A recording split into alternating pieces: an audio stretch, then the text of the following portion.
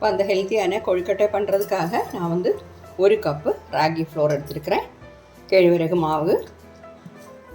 இப்போ அதுக்காக நாம் கொஞ்சம் சர்க்கரையை வந்து, அதாவது வெல்லத்தை வந்து பாகு பண்ணிக்கலாம். 1/2 கப்பு வெல்லம் இந்த மாதிரி பொடி பண்ணதை எடுத்துருக்கிறேன். இதில் வந்து ஒரு 1/2 கப் தண்ணி சேர்த்துடலாம். 1/2 கப் தண்ணி சேர்த்து வந்து அதை பாகு பண்ணிக்கலாம். ஓகே, கேஸ் ஆன் பண்ணி வச்சிடலாம். கேஸ் ஆன் பண்ணி வச்சிருக்கிறேன். இது வந்து கரைஞ்சால் மட்டும் போதும், நல்லா கொதிக்கட்டும், அவ்வளோதான். பாகுப்பதம் ஒன்றும் தேவையில்லை.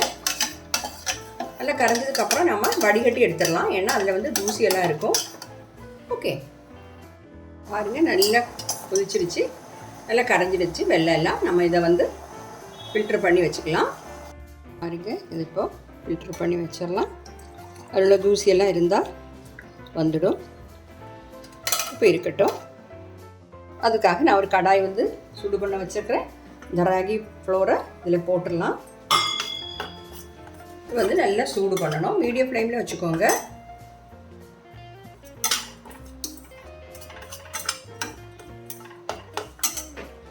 இப்போ பாருங்கள், நம்ம மாவு வந்து ஒரு 2 நிமிஷம் இந்த மாதிரி சூடு பண்ணிவிட்டு அது கூட வந்து ஒரு 1/2 கப்பு துருவின தேங்காய் சேர்க்குறேன். அதையும் சேர்த்து நல்லா வறுத்துடலாம். இந்த தேங்காவும் நல்லா சூடாகட்டும். தேங்காவோட பச்சை வாசம் எல்லாம் போய் அதில் உள்ள வாட்டர் கண்டென்ட் எல்லாம் போய் நமக்கு வந்து வறுத்தெடுத்துடணும். இது வந்து ஃப்ளைம் கம்மி பண்ணி வச்சு வறுத்துக்கோங்க. இது வறுத்த உடனே ஒரு நிமிஷம் அது சூடு பண்ண உடனே வேறு பிளேட்டுக்கு மாற்றிடலாம், வேறு பவுலுக்கு. ஏன்னா இந்த சட்டியிலே வச்சுருந்தா மாவு வந்து நல்லா கருகிடும். ஓகே, போதும். நான் இப்போ ஃப்ளைம் ஆஃப் பண்ணுறேன். அந்த மாவோட நல்ல ஒரு வாசம் வருது.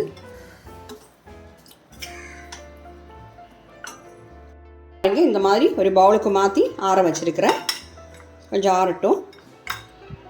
அதே கடாயில் தான் 2 table spoon cashew nut, 2 table spoon கடலை, வேர்க்கடலை இதை போட்டு நாம் நல்லா வறுத்துடலாம். ஃப்ளேம் வந்து மீடியம் வச்சுக்கோங்க. இந்த கேஷ்நட்டு வேர்க்கடையெல்லாம் இன்னும் கொஞ்சம் கூட வேணால் உங்களுக்கு சேர்த்துக்கலாம்.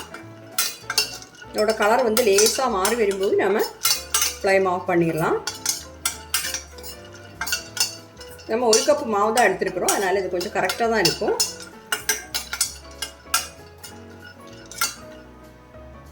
பாருங்க, இதோட கார் மாறி வந்துடுச்சு. ஃப்ளேம் ஆஃப் பண்ணுறேன். ஒரு மிக்ஸி ஜாரில் போட்டு இது ஆறுனதுக்கப்புறம் பொடிச்சு எடுத்துடலாம். மிக்ஸி ஜாரில் போட்டிருக்கேன், இதை பொடிச்சிட்டு வந்துடுறேன். குறப்பாக பொடிச்சு எடுத்தால் போதும். இங்கே நான் நல்லா இந்த மாதிரி பொடிச்சு எடுத்துருக்கிறேன். இதையும் இதில் சேர்த்துடலாம். கொஞ்சமாக ஏலக்காய் தூள் சேர்க்கலாம்,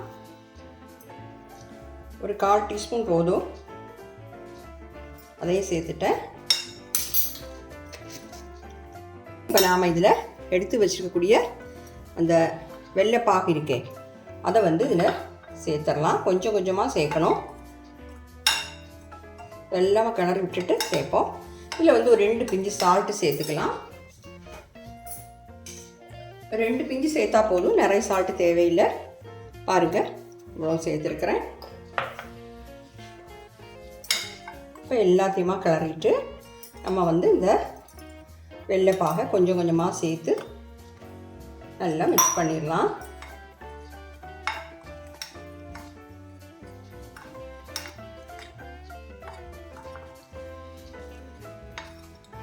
ஹெல்த்தியான இந்த கொழுக்கட்டை வந்து கட்டாக நீங்கள் ட்ரை பண்ணி பார்க்கணும்.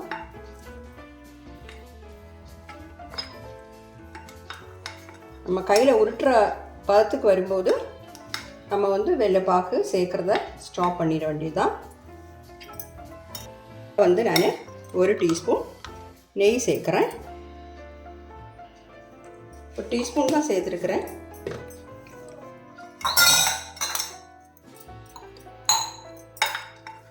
இப்போ அதையும் சேர்த்து நல்லா கிளறி விட்டுடலாம். நாம் கை வச்சு நல்லா பிசைஞ்சிடலாம். கரெக்டாக இருக்குது பாருங்கள். கொஞ்சம் வந்து நம்மளுக்கு மீதி வந்திருக்குது. ஒரு 2 டேபிள் ஸ்பூன் போல் அந்த வெள்ளைப்பாகு மீதி வந்திருக்குது.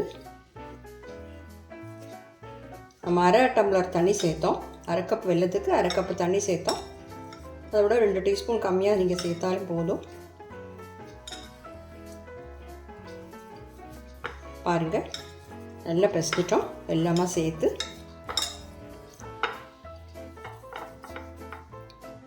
நல்லா பிசைஞ்சிட்டேன். இப்போ வந்து கையில் கொஞ்சமாக நெய் இப்படி கையில் க்ரீஸ் பண்ணிவிட்டு, நம்மளுக்கு ரவுண்டாக வேணுன்னா ரவுண்டாக எடுக்கலாம், பால் மாதிரி வேணுன்னா அப்படி எடுக்கலாம், இல்லை இப்படி நாம் வந்து இந்த மாதிரி ஷேப்புக்கு உங்களுக்கு உருட்டி எடுக்கணும்னா இப்படி எடுத்துக்கலாம். உங்களுக்கு ஏது விருப்பமோ நீங்கள் அந்த மாதிரி பண்ணிக்கோங்க. நான் வந்து இப்படி பண்ணுறேன்.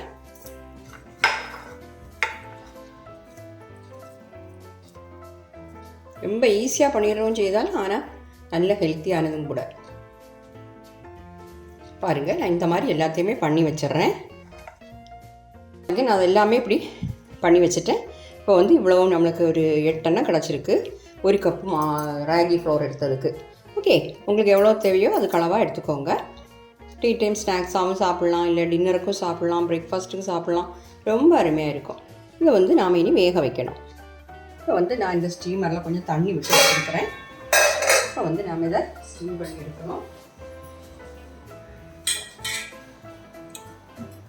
பாருங்க, இந்த மாதிரி வச்சுட்டு இதில் கொஞ்சம் நெய் வந்து க்ரீஸ் பண்ணிடலாம். இல்லை உங்கள்கிட்ட வாழை இலை இருக்குன்னா நீங்கள் வாழை இலையை வச்சு அது கூட மேலே கூட வச்சுக்கலாம்.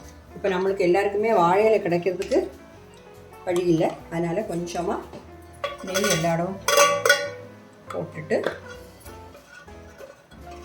க்ரீஸ் பண்ணிவிட்டு நம்ம எடுத்து வச்சா நம்ம ஒட்டாமல் வரும். அதுக்காக தான் நெய்யோட வாசமும் எல்லாம் சேர்ந்து நல்லாயிருக்கும். ஓகே,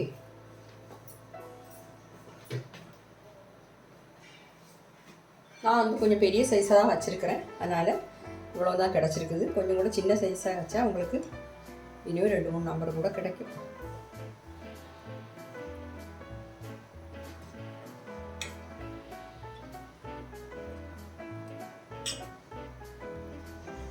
இது வந்து ஹை ஃப்ளேமில் வச்சு நாம் வந்து ஒரு 6-7 நிமிஷம் வேக வச்சா போதும். வேகட்டும். இப்போ பாருங்கள், நம்ம வேக வச்சு 10 நிமிஷம் ஆயிடுச்சு. நான் ஃப்ளேம் ஆஃப் பண்ணிவிட்டேன். திறந்து பார்த்துடலாம். பாருங்கள், நல்லா வெந்துடுச்சு. இது ஒரு பிளேட்டுக்கு மாற்றிடுறேன். நம்ம அருமையான ராகி கொழுக்கட்டை பாருங்கள், இந்த 2ஆக பிச்சு வச்சுருக்கிறேன். உள்ளே எல்லாம் நல்லா வெந்து நல்லா சூப்பராக இருக்குது. நல்ல டேஸ்ட்டாகவும் இருக்கும். இது வந்து உங்களுக்கு ஸ்வீட்டு வந்து கரெக்டாக இருக்கும், நார்மலாக இருக்கும். இனி ஸ்வீட்டு வேணுன்னா நீங்கள் கொஞ்சம் கூட சேர்த்துக்கலாம். ஒரு 3/4 கப்பு வெல்லம் வேணாலும் சேர்த்துக்கலாம். ஓகே, கட்டாயம் ட்ரை பண்ணி பாருங்கள். பார்த்து உங்கள் ஃபீட்பேக்கை தெரியுங்க. என்னுடைய சேனல் இது வரைக்கும் சப்ஸ்கிரைப் பண்ணலைன்னா இந்த வீடியோ பிடிச்சிருந்தா கட்டாயம் சப்ஸ்கிரைப் பண்ண மறந்துடாதீங்க. கமெண்ட் பண்ணுங்கள். Okay, thank you.